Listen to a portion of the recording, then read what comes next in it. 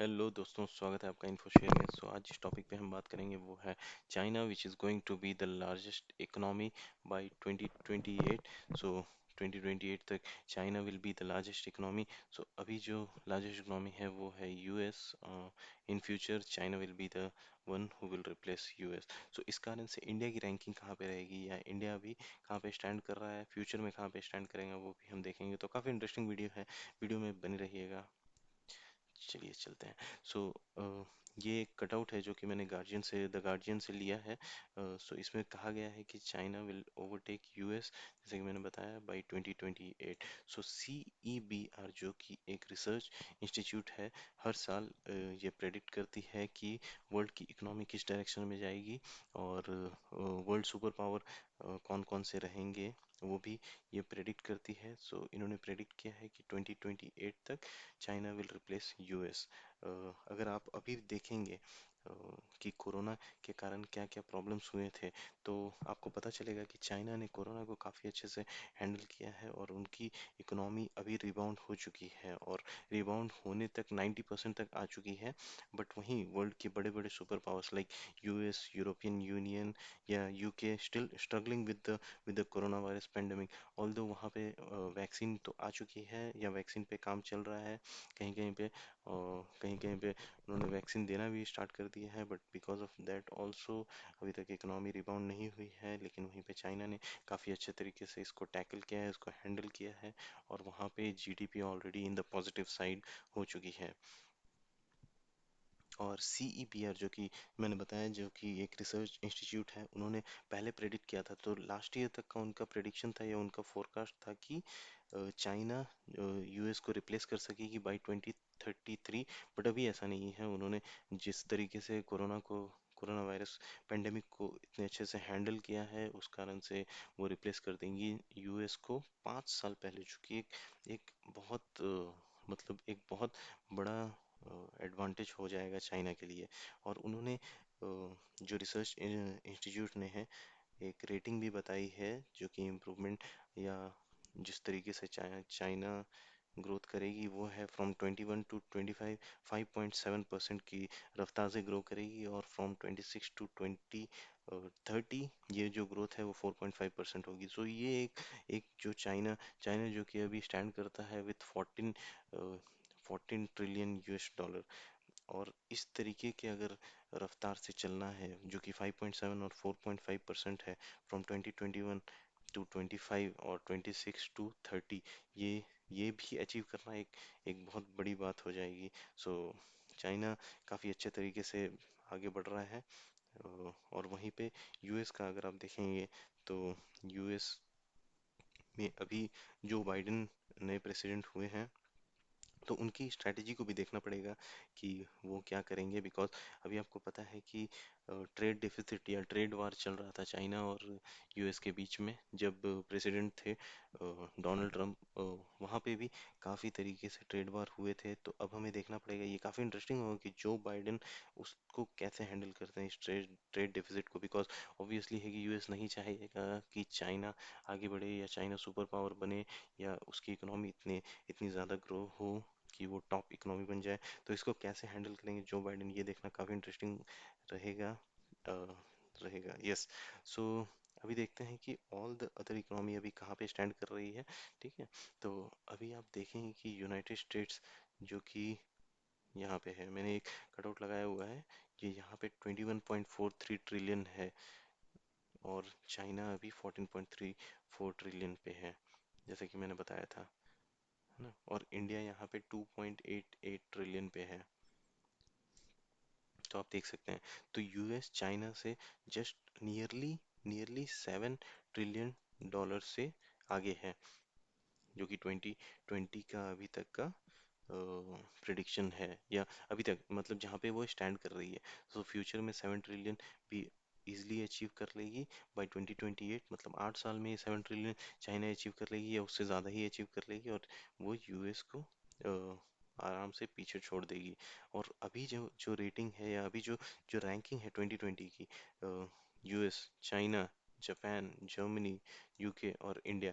तो यहाँ पे मैं एक एक और बात आपको हाईलाइट करना चाहता हूँ कि इंडिया जो 2019 में थी, इंडिया की रैंकिंग फिफ्थ थी, बट ये रिप्लेस हो गया है, यूके ने इंडिया को रिप्लेस कर दिया है बिकॉज ऑफ स्ट्रिक्ट लॉकडाउन जो कि इंडिया में हुआ था। तो इस पे हम आगे बात करेंगे। बट आप देखेंगे कि 2021 में क्या हुआ है कि 2021 में रैंकिंग सब सेम ही रहेगी बिकॉज मोर और लेस सभी इकोनॉमीज जो कि स्ट्रगल कर रही हैं उनको भी टाइम लगेगा वो बराबर आने के लिए। तो यहाँ पे आप देखेंगे कि रैंकिंग में कोई भी चेंजेस नहीं है इन 2021, बट 2025 जो कि आज से 5 साल के बाद ये जो रैंकिंग है यहाँ पे इंडिया की रैंकिंग इम्प्रूव हुई है। आप देखेंगे कि इंडिया फिफ्थ रैंक पे चला गया है, चला जाएगा, और यूके नीचे आ जाएगा। तो ये सेम रैंकिंग आ जाएगी 2019 के हिसाब से। और 2030 में इंडिया के लिए एक बहुत बड़ा जंप होगा जहाँ पे इंडिया थर्ड रैंकिंग पे चला जाएगा, और यहाँ पे चाइना, जिसके कि हमने बात की थी, China will be the first one. और by 2035 India will again be in the same place, third पे, और China will be in the number one with US at second ranking. So ये काफ़ी इंटरेस्टिंग रहेगा जहाँ पे हम देखेंगे कि इंडिया किस तरीके से थर्ड रैंकिंग पे चला जाएगा। और यहीं पे एक कमेंट भी था चाइना के प्रेसिडेंट शी जिनपिंग का। तो उन्होंने कहा था कि बाई 2035, जो यहाँ पे आप देख रहे हैं जो कि चाइना फर्स्ट रैंक पे चला जाएगा, यहाँ पे उनका प्रिडिक्शन ये है कि या उनका कहना है कि इस दौरान ये इकोनॉमी डबल ग्रो करेगी। सो अगर आप देख रहे हैं यहाँ पे 14.34, हमें देखना होगा कि किस रेट पे वो अचीव करेंगे या किस नंबर्स पे वो अचीव करेंगे, बट उनका है कि ये इकोनॉमी डबल साइज हो जाएगी अभी के हिसाब से।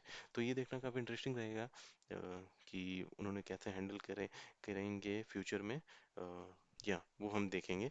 तो अभी हम आते हैं इंडियन इकोनॉमी पे कि इंडियन इकोनॉमी पे क्या असर पड़ेगा। जैसा कि मैंने कहा कि इंडिया अभी fifth largest sixth largest economy है। 2019 में ये फिफ्थ लार्जेस्ट इकोनॉमी थी, और 2020 में स्ट्रिक्ट लॉकडाउन हुए थे, जहाँ पे लो मैन्युफैक्चरिंग हुई थी, जहाँ पे आपको याद होगा कि मार्च से लेके जून तक का जो क्वार्टर था, जहाँ पे एक बहुत बड़ा लॉकडाउन प्लान किया गया था, जहाँ पे सभी मैन्युफैक्चरिंग, सभी तरीके के इंफ्रास्ट्रक्चर प्रोजेक्ट, सब कुछ लॉकडाउन में चला गया था। तो जहाँ पे जीडीपी भी -23.9 हुई थी, -23.9 पे चला गया था। तो जिस कारण से यूके ने इंडिया को रिप्लेस कर दिया था, but India will achieve that in 2025, क्योंकि वो नंबर्स इसीलिए बताया गया है क्योंकि आपको याद होगा कि जून क्वार्टर और सितंबर क्वार्टर में काफ़ी अच्छा इम्प्रूवमेंट दिखाया था इंडिया ने। और थर्ड क्वार्टर जो कि नवंबर में अभी एंड होगा, उस क्वार्टर में कैसा रहेगा, उस क्वार्टर में कहा गया है कि आरबीआई ने भी बताया है कि ये पॉजिटिव ग्रोथ रहेगा। तो ये भी देखना इंटरेस्टिंग होगा क्योंकि हमने -24 से -7.9 पे आए थे, और जो थर्ड क्वार्टर में होगा वो भी देखेंगे कि वो पॉजिटिव शेप में कैसा है, क्योंकि आरबीआई ने जो ग्रोथ प्रेडिक्शन किया था वो नियरली बताया था कि नियरली थ्री थ्री पे जाएगा, 3% ग्रोथ होगा। वो भी देखेंगे हम कि वो कैसा रहेगा, but it will be a good thing कि अगर India again come back to the original growth trajectory, है ना, वो हमें देखना होगा। और आपको याद होगा कि गवर्नमेंट का भी टारगेट था कि 2024 तक इंडिया को $5 ट्रिलियन की इकोनॉमी बनाने के लिए। बट ये थोड़ा सा डिफ़िकल्ट है। ये डिफ़िकल्ट इसलिए है क्योंकि इंडिया ऑलरेडी 2020 में काफ़ी स्ट्रगल किया है, और कर भी रहे हैं। अभी तक हमने मतलब ग्रोथ को पूरी तरह से अचीव नहीं किया है।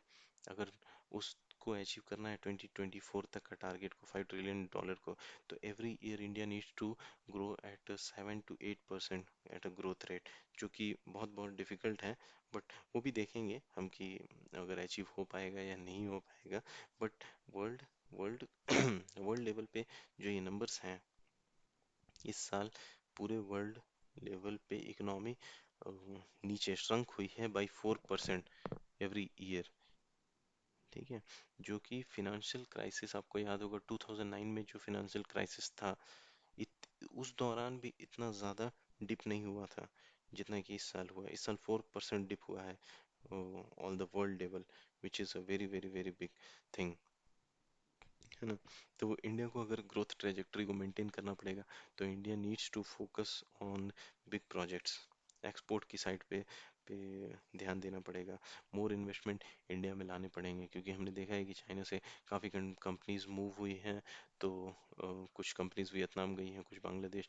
But India needs to focus के काफ़ी कंपनीज इंडिया में आए, इन्वेस्ट करें इंडिया में, सो दैट लोगों के पास भी पैसा आए। और जब लोगों के पास पैसा आएगा तभी आप इकोनॉमी चला सकते हैं, क्योंकि उसी टाइम पे लोग स्पेंड करेंगे। अगर लोगों के पास पैसा नहीं होगा तो वो स्पेंड नहीं करेंगे, और इकोनॉमी को फिर रिवाइव करना बहुत मुश्किल हो जाएगा। तो गवर्नमेंट ऑफ इंडिया को फोकस करना पड़ेगा इन सब चीज़ों पे कि काफ़ी ज़्यादा काफ़ी ज़्यादा इन्वेस्टमेंट हो इंडिया में, और Indian economy back on track आए।